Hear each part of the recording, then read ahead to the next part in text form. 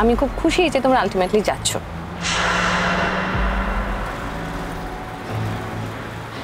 কিন্তু গরিমা, তুমি আমাকে অবশ্যই ভিডিও কল করবে প্রতিদিন, কারণ তুমি তো জানো না করে সংসারের কাজকর্ম করতে হয়। আর আমি চাইছিলাম যে তোমার সঙ্গে কাউকে একটা পাঠাতে, কিন্তু এত তাড়াতাড়ি তো পাসপোর্ট ভিসা কিছু হওয়া সম্ভব না, but I am trying my best. হ্যাঁ মা, আমাকে তো ভিডিও কল করতেই হবে, কিন্তু সত্যি কিছু পারি না একা একা করতে, আর সব বিষয়ে আমার তোমার সাজেশন লাগবে। আর তোমার ফেরার প্ল্যান কবে? জানি না। মানে জানো না মানে কোনো প্ল্যান নেই? না, এখনো তো জায়গাটায় গিয়ে পৌঁছতে পারলো না, গিয়ে তো আবার প্ল্যান করবে। আর একটা নতুন জায়গায় যাচ্ছে, সেখানকার মানুষদের মতামতের তো একটা গুরুত্ব আছে নাকি? ও নিজে থেকে প্ল্যান করবে কি করে? আগে একটু সেটেল করতে দিন, প্রিপেয়ার করুক নিজেকে, তারপর প্ল্যান করবে। প্রিপেয়ার করতে কতদিন লাগে? আর তোমার কোথাও যাওয়ার নেই বলে এমন তো নয় যে আরণ্যকের কোথাও যাওয়ার নেই। আপনি এখন এইসব কথা না ভেবে নিজের মেয়ের কথা ভাবো। মা বাদ দাও না, এসব ছাড়ো। হ্যাঁ, আমি তো কথা বাড়াতে চাই না, but what's wrong Aranya? You are looking so serious, মানে তোমায় খুব গম্ভীর লাগছে, কথা বলছো না কেন? তাতেও আপনার প্রবলেম আছে? না, প্রবলেম আমার কিছু নেই, বাট তোমায় দেখে মনে হচ্ছে না যে তুমি যাওয়াটা এনজয় করছো। আরে আচ্ছা, কি হয়েছে বলতো? শরীর ঠিক লাগছে? হ্যাঁ ছোট, আমি ঠিক আছে। মানে তোর ঘাম হচ্ছে তো, সেই জন্য মনে হচ্ছে আমার। তোমার মনে হওয়ার না কোনো জাস্টিফিকেশন নেই ছোট। আরণ্যক যথেষ্ট ভালো আছে, ওকে এখান থেকে যেতে হচ্ছে বলেও আপসেট, আর কেন আপসেট সেটাও আমি খুব ভালো মতো জানি। প্লিজ আমাদেরকে না একটু পিসফুলি যেতে দাও। যাও, বিদেশে যাও, গিয়ে দুজনে পিসফুলি থাকো। এনিমে, আচ্ছা গরিমা দেখো পাসপোর্ট টাসপোর্ট নিয়ে নিয়েছো কিনা? হ্যাঁ মা, নিয়ে নিচ্ছি।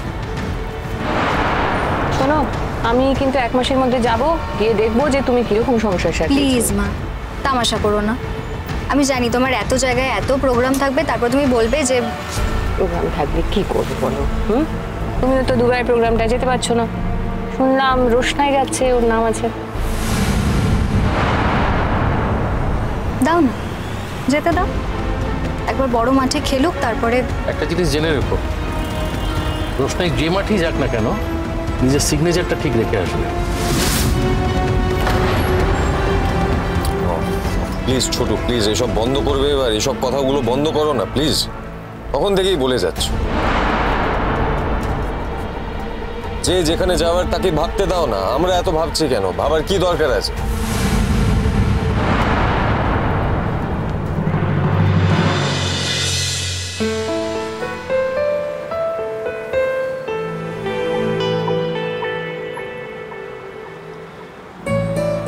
ম্যাডাম, আমরা কিন্তু এখন সোজা হোটেলে যাচ্ছি। বলছি জানেন, দুবাইতে পরশুদিন একটা প্রোগ্রাম ফাইনাল হয়ে গেল, মানে 11th আওয়ারই হলো আর কি। তো যেটা প্ল্যান করছি, এখানে পরশুদিন কাজটা হয়ে গেলে ডিরেক্ট এখান থেকেই ফ্লাই করবো দুবাইতে আমরা। স্যার আমি কিন্তু এখনো মেন্টালি রেডি নই। রোশনাই, এখানে মেন্টালি রেডি হওয়ার কি আছে? তুমি যাবে, একদিন শুটিংটা করবে, পরের দিন ফ্লাই করে ব্যাক করে যাবে, দ্যাটস ইট। দেখো, আমি চাই তুমি এত বড় একটা জায়গায় কাজটা করো, ওকে?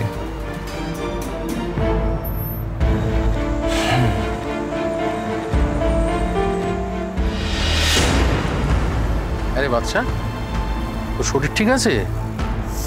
হ্যাঁ ছোট, শরীর ঠিক আছে। ঘাম হচ্ছে কেন এরকম? মনে হচ্ছে শরীরটা ভালো নেই। ঠিক আছিস তো? আরণ্যক, তোমার না মেন্টাল স্ট্রেস হচ্ছে, তুমি একটুখানি স্ট্রেসটা কম নাও। তুমি তো ব্যাক করতে পারবে না আর। চুপ করো করিমা, প্লিজ একটু চুপ করো। আমার স্ট্রেস হচ্ছে বা কি হচ্ছে সেসবের ব্যাপারে তো আমি তোমাকে কিছু বলছি না। আমি তো যাচ্ছি তো, তাহলে এসব কথা কেন বলছো? ছোট, গাড়িটা একটু দাঁড় করাবে? হ্যাঁ। তোর কিছু হলে বল বাদশা, লুকিয়ে রাখিস না। গাম হচ্ছে তো, শরীর খারাপ লাগছে, কি ব্যথা হচ্ছে বুকে? আমার মনে হচ্ছে ওর প্যানিক অ্যাটাক হচ্ছে। হ্যাঁ, ওকে এখান থেকে যেতে হচ্ছে বলে এখন প্যানিক অ্যাটাক শুরু হয়ে গেল। গরিমা প্লিজ চুপ করো। তোমার মতো ইনসেনসিটিভ মেয়ে আমি দেখিনি একটা।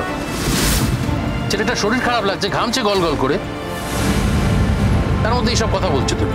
প্লিজ চুপ করো। দাঁড়ান, আমি গাড়িটা সাইড করছি।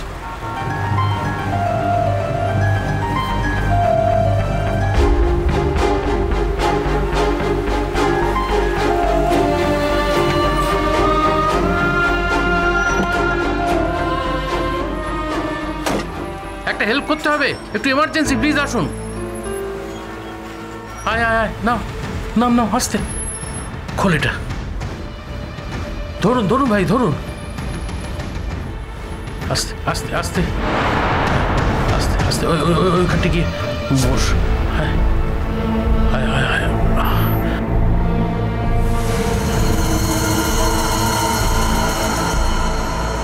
একটু জল নিয়ে আসুন।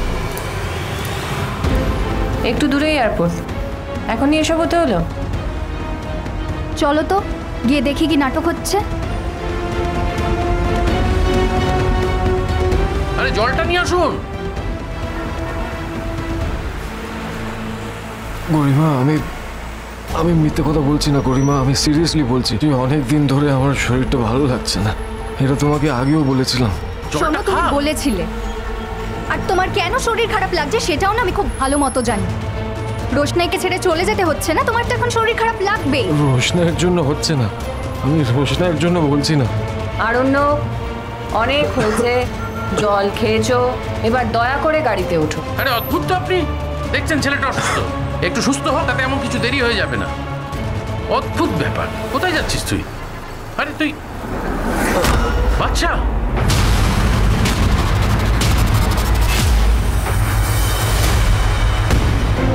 কেউ একটু ডাক্তার থেকে দিন না প্লিজ, প্লিজ। আরণ্যক, তুমি সত্যি করে বলবে কি হয়েছে তোমার? আমার নিঃশ্বাসটা আটকে আছে, মনে হচ্ছে বুকটা কেউ চেপে ধরেছে। আরণ্যক, এত বাহানা করে কোনো লাভ নেই, তোমাকে এয়ারপোর্টে যেতেই হবে। আমি মরে গেলেও যাব, আমি না গেলে আমার ডেড বডি কে পৌঁছবে। Are you happy? Aranyak, drama করো না, অনেক হয়েছে, লোকজন দেখছে, সিন ক্রিয়েট করো না, গাড়িতে ওঠো। আরে অদ্ভুত তো। বলছি হোটেল কত দূর? আর একটু দূর আছে। কেন, আপনারা কি ফ্রেশ হতে চান? না বাদশা, আমি তোকে এই অবস্থায় কিছুতেই যেতে দেবো না। তাতে তোদের যাওয়া হবে না তো হবে না, কিন্তু এই অবস্থায় ডাক্তার না দেখিয়ে তুই কোথাও যাবি না। না ছোটু, আমাকে যেতেই হবে, যাই হয়ে যাক না কেন আমাকে যেতে হবে। ওখানে গিয়ে আমি চেক আপ করিয়ে না নেবো। না না না না, ফ্লাইটে যদি কিছু হয়ে যায় তার দায়িত্ব কে নেবে? তোর কিছু হয়ে গেলে আর কারো কিছু হোক না হোক, আমাদের সর্বনাশ হয়ে যাবে। আমি যেতে দেবো না, আগে ডাক্তার দেখাতে হবে। ভাই কোথায় আছে হাসপাতাল বলুন না। আরণ্যক, তুমি ফাইনালি বলো যাবে কি যাবে না? ও ভাবছে যে এরকম অসুখের অভিনয় করে কায়দা করে বেরিয়ে যাবে। আমি মিথ্যে অসুখের অজুহাত দিইনি, আমার কষ্ট হচ্ছে, আমি সত্যি বলছি। আমার তুমি যে এত কথা বলছো তার বেলায় তোমার কোনো কষ্ট হচ্ছে না, শুধু গাড়িতে গিয়ে বসতে তোমার কষ্ট হবে। আমার বুকের ভেতরে ভেঙে যাচ্ছে, আমি পারছি না। হ্যাঁ, আসলে একটা ব্রেক হলে খুব ভালো হতো। ওকে, শিওর। আচ্ছা,